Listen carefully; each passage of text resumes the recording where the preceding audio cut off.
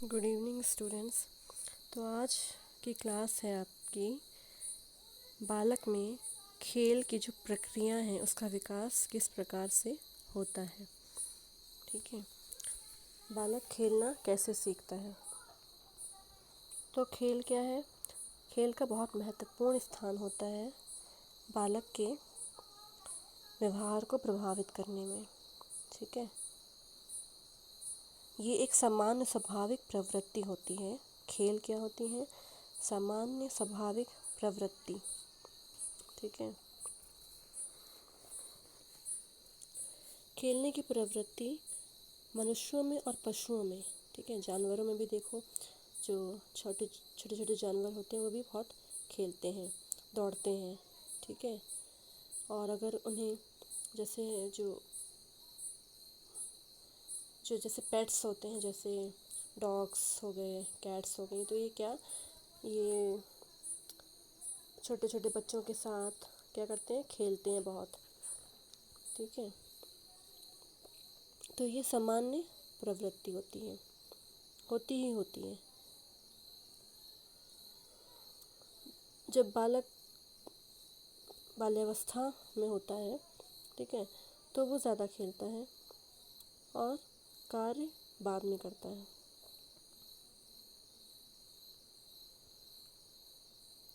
खेल के दौरान क्या होता है? अगर बच्चा कोई नहीं खेलेगा, अंदर ही अंदर रहेगा, तो उसके अंदर जो कौशल होते हैं, अलग अलग स्किल्स होती हैं, टैलेंट्स होते हैं, वो विकसित नहीं हो पाते हैं। लेकिन अगर बालक बाहर जाता है तो क्या होता है? उसके मसल्स डेवलपमेंट होता है, मांसपेशियों का विकास होता है और बहुत सारे कौशल होते हैं जिससे वो विकसित करता है खेल कर। खेल क्या होती है? एक रचनात्मक प्रवृत्ति होती है। अब खेल का अर्थ क्या होता है ये जानते हैं। खेल क्या है? एक रचनात्मक प्रवृत्ति है। मतलब इससे क्या होता है? बालक को बहुत खुशी मिलती है, बहुत ही ज़्यादा आनंद प्राप्त होता है। जब बालक खेलता है और बच्चों के साथ, तो उसको ये लगता है कि बस बस मुझे खेलनी है, बस खेल के अलावा और कुछ नहीं है दुनिया में। वो खेल को ही अपना लक्ष्य उद्देश्य समझता है। ठीक है, बहुत सारे विद्वानों ने, मनोवैज्ञानिकों ने खेल का अर्थ समझाया है। तो उसके हिसाब से खेल क्या है? एक जन्मजात यानी कि इनबॉर्न, स्वतंत्र, इंडिपेंडेंट, स्फूर्तिदायक मतलब जिससे कि एकदम ताजगी आ जाती है बच्चे में, स्वलक्षित एवं आनंददायक रचनात्मक प्रवृत्ति। स्वलक्ष्य मतलब खुद ही उसके स्वाभाविक प्रवृत्ति है। स्वलक्ष्य मतलब खुद ही उसमें बालक के अंदर से ही एक मन करता है उसका, कोई उसको पुश नहीं कर सकता कि खेलो खेलो खेलो, वो खुद ही दौड़ता है खेल के लिए। ठीक है, अब खेल की परिभाषाएं बहुत सारे वैज्ञानिकों ने, विद्वानों ने, मनोवैज्ञानिकों ने, कई मनोवैज्ञानिकों ने दी हैं। तो मुख्य परिभाषाएं इस प्रकार हैं। सबसे पहले वैलेंटाइन के अनुसार खेल क्या है? कार्य में एक प्रकार का आनंद है। खेल को भी एक कार्य की तरह से बताया है इन्होंने, और उन्होंने बताया कि खेल कार्य ही है और कार्य करते हुए आनंद है। ठीक है, B.N. झा के शब्दों में खेल वह जन्मजात एवं स्वाभाविक प्रवृत्ति है जिसके लिए किसी प्रकार की शिक्षा अथवा ट्रेनिंग की आवश्यकता नहीं होती है। तो उन्होंने क्या बताया है कि खेल क्या है? एक रच जन्मजात प्रवृत्ति है, मतलब कि वो बालक में पहले से होती है। ठीक है, अपने आप उत्पन्न होती है, जन्मजात होती है, जन्म से ही वो बालक के अंदर होती है। उसको कहता नहीं कि खेलो खेलो खेलो। किसी भी बालक को देखा होगा कि आप जब छोटे होंगे तो आपसे किसी ने नहीं कहा होगा खेलो, आप तो खुद खेलने के लिए बाहर दौड़ के जाते होंगे। अगर आपके साथ का कोई, आपकी उम्र का कोई बच्चा मिल गया तो आपको ये लगता है मैं खेलूं बाहर जाके। तो ये क्या होती है? स्वाभाविक प्रवृत्ति, ये सब में होती ही होती है। खेलने के लिए कोई कहता नहीं है कि खेलो। हाँ, पढ़ने के लिए कहना पड़ता है कि हाँ पढ़ो पढ़ो पढ़ो, ठीक है, लेकिन खेलने के लिए किसी भी बच्चे को नहीं कहना पड़ता कि खेलो। तो ये एक क्यों नहीं कहना पड़ता? क्योंकि एक स्वाभाविक प्रवृत्ति होती है, जन्म से ही बालक के अंदर होता है। ठीक है, और इससे क्या होता है, आनंद प्राप्त होता है। इसके लिए किसी प्रकार की ट्रेनिंग की आवश्यकता नहीं होती है। जैसे कि हम पढ़ने के लिए स्कूल जाते हैं, इसके लिए हमें किसी भी स्कूल जाने की ज़रूरत नहीं होती है खेल करने के लिए। अब खेल की विशेषताएं क्या क्या होती हैं। खेल की मुख्य विशेषताएं हैं, इस प्रकार हैं। ये एक रचनात्मक प्रवृत्ति है, ठीक है। जन्मजात प्रवृत्ति है, ये कि जन्म से ही बालक के अंदर होती है। स्वतंत्र प्रवृत्ति है, मतलब इंडिपेंडेंट, ठीक है। ये किसी पर भी निर्भर नहीं होती है कि अगर वो चीज़ होगी, दूसरी कोई चीज़ प्रवृत्ति होगी तो उसके हिसाब से खेल डिपेंड करेगा, लेकिन खेल स्वतंत्र होता है। आत्म प्रेरित प्रवृत्ति, इससे क्या होता है, बालक को प्रेरणा मिलती है, ठीक है, स्फूर्ति मिलती है। ये एक स्फूर्तिदायक प्रवृत्ति है। एक स्वलक्षित प्रवृत्ति है, आनंददायक प्रवृत्ति है, और एक शारीरिक तथा मानसिक क्रिया है। खेल सिर्फ शारीरिक, मतलब दौड़ने भागने वाले खेल नहीं होते हैं, जैसे कि बैडमिंटन हो गया, और इंडोर गेम्स भी होते हैं जैसे लूडो, चेस। तो ये एक मानसिक क्रिया पे होती है, ठीक है। शारीरिक के साथ साथ मानसिक क्रिया है, वो डिपेंड करता है कि खेल किस प्रकार का है। अब खेल और कार्य में अंतर क्या होता है। खेल का उद्देश्य क्या होता है, स्वयं खेल क्रिया में होता है, लेकिन कार्य किसी विशेष लक्ष्य से प्रेरित होकर किया जाता है। खेल स्वाभाविक होता है, लेकिन कार्य परिस्थिति के हिसाब से किया जाता है और अर्जित होता है, यानी कि उसको कहना पड़ता है। लेकिन खेल क्या होता है, स्वाभाविक होता है। खेल का संबंध काल्पनिक जगत से होता है, यानी कि उसका असली दुनिया से कोई संबंध नहीं होता है। लेकिन कार्य क्या होता है, वास्तविक जगत से संबंधित होता है, ठीक है। कार्य वास्तव में होता किया जाता है, लेकिन खेल कल्पना में भी खेलते हैं बच्चे, ठीक है। खेल के नियम खेल में ही बनते हैं, लेकिन कार्य के नियम दूसरे लोग बनाते हैं। खेल के नियम क्या होते हैं, जब हम खेलने जाते हैं दूसरे बच्चों के साथ, तो वहीं मैदान में ही अलग अलग नियम बनाए जाते हैं मैदान में, या बच्चे खुद बना देते हैं, लेकिन कार्य के नियम दूसरे लोग बनाते हैं, ठीक है। खेल में खेलने वाला किसी प्रकार का अंदरूनी या बाहरी बंधन महसूस नहीं करता है, लेकिन कार्य में क्या होता है, दोनों ही प्रकार के बंधन हो सकते हैं, या तो अंदरूनी हो सकता है या बाहरी, या दोनों ही हो सकते हैं, ठीक है। खेल में क्या होता है, खेलने वाला तो खुश होता ही है, उसको तो लाभ में उठाता ही है, लेकिन दूसरे लोग भी खुश होते हैं, लाभान्वित होते, मतलब खुश होते हैं, उनको भी खुशी मिलती है खेल देख के। खेल में कोई आदर्श नहीं होता है, या हो भी सकता है या नहीं भी हो सकता है, या बिल्कुल ही नहीं होता है, कोई नियम कानून कुछ नहीं होता है। लेकिन कार्य में बहुत सारे आदर्श होते हैं, नियम, ये सब ध्यान में रखे जाते हैं, ठीक है। तो ये तो हो गए खेल और कार्य में अंतर क्या होता है। अब है खेल के प्रकार कौन कौन से होते हैं, ठीक है। तो खेल पहला तो होता है आपका रचनात्मक खेल,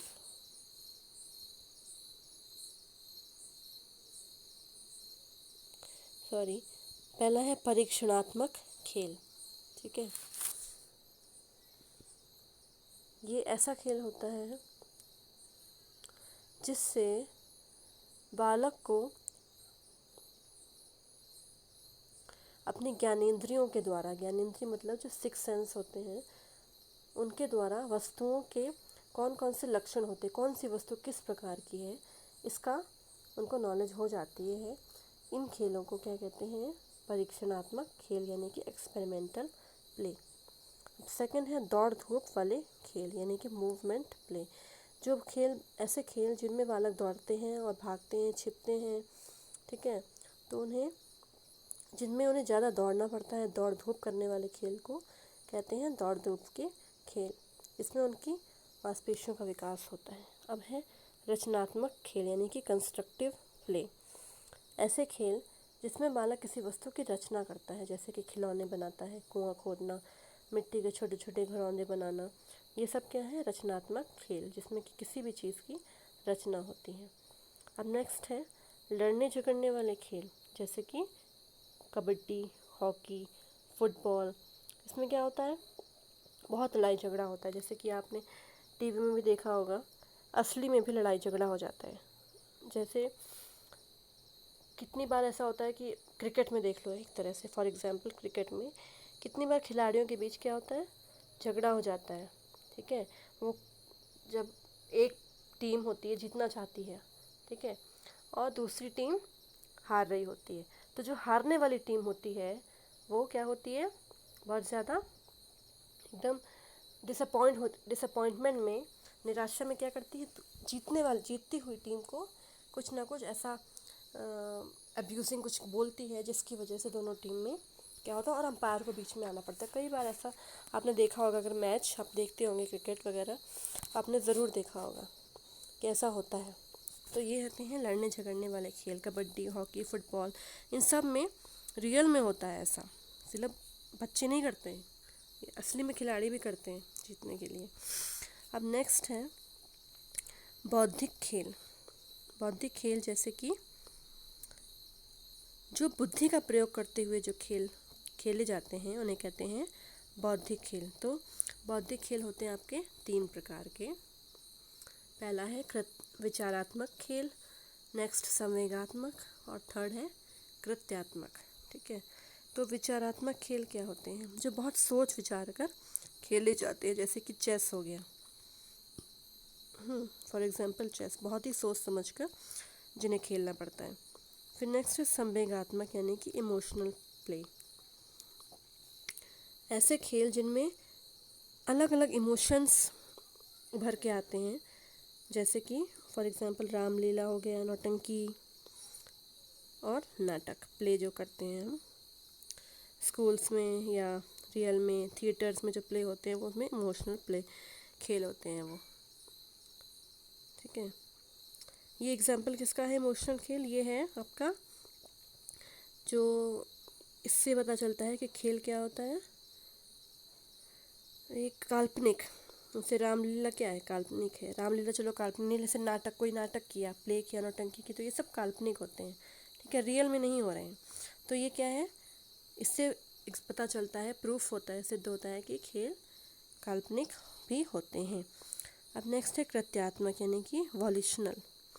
ये ऐसे खेल जिनमें कि शारीरिक शक्ति और बुद्धि दोनों का ही प्रयोग होता है। ठीक है, अब आपने 2 जो ऊपर खेल देखे हैं, विचारात्मक यानी कि इंटेलेक्चुअल, और नेक्स्ट सेकंड इमोशनल, तो इसमें क्या होता है, अलग अलग होता है। विचारात्मक में बुद्धि प्रयोग होती है और संवेगात्मक में इमोशंस यानी संवेग।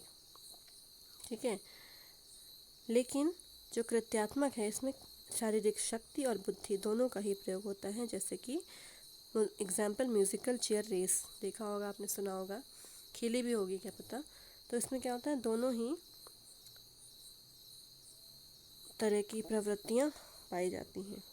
ठीक है, और कुछ अन्य खेल भी होते हैं बालकों के, जैसे स्वतंत्र और स्वाभाविक खेल, यानी कि फ्री एंड स्पॉन्टेनियस प्ले। इसमें बालक जब मन होता है तब खेलना चाहता है, और जब मन नहीं होता तब वह नहीं खेलता है, किसी भी नियम कानून का पालन नहीं करता है। ठीक है, स्वतंत्र रूप से खेलना चाहता है। फिर है दिवा स्वप्न, यानी कि डे ड्रीमिंग। ये मानसिक खेल होता है। इसमें ये क्या होता है, इसमें जैसे कि कोई ने सुना होगा, पहले आप लोगों ने भी कॉमिक्स, टीवी कॉमिक्सेस पढ़ी होंगी। तो ये क्या होता है, बच्चे क्या करते हैं, दिन में ही इस तरह के कॉमिक्स को पढ़ के या किताबें देखकर, कार्टून्स वगैरह देखकर दिन में ही सपने देखने लगते हैं, और इन घटनाओं के संबंध में बहुत ही चरम सीमा तक उनकी अवस्था पहुंच जाती है। ठीक है, अब पढ़ना भी एक प्रकार का खेल होता है, जो कि बहुत आनंददायक सिद्ध होता है। इसमें बालक दूसरे की क्रियाशीलता का आनंद लेते हैं।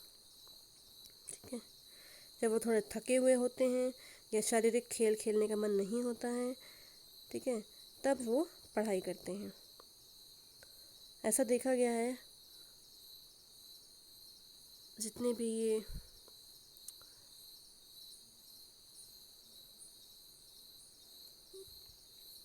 स्टडीज़ रिसर्च हुए हैं, रिसर्चेस में ये पाया गया है कि लड़कियां लड़कों की अपेक्षा ज़्यादा पढ़ती हैं। ठीक है, तभी आपने देखा सुना होगा हर साल जो बोर्ड का रिज़ल्ट आते हैं, यूपी बोर्ड के हो गए, सीबीएसई बोर्ड के हो गए, या किसी भी बोर्ड के, उत्तराखंड बोर्ड हो गई, तो उसमें लड़कियां ही ज़्यादा पास होती हैं, क्योंकि लड़कियां क्या होती हैं, अधिक पढ़ती हैं, लड़कों से ज़्यादा दिमाग तेज होता है। हम्म, तो ये तो हो गया आपका खेल किस प्रकार के होते हैं, कौन कौन से खेल होते हैं। ठीक है, खेल और कार्य में अंतर क्या होता है।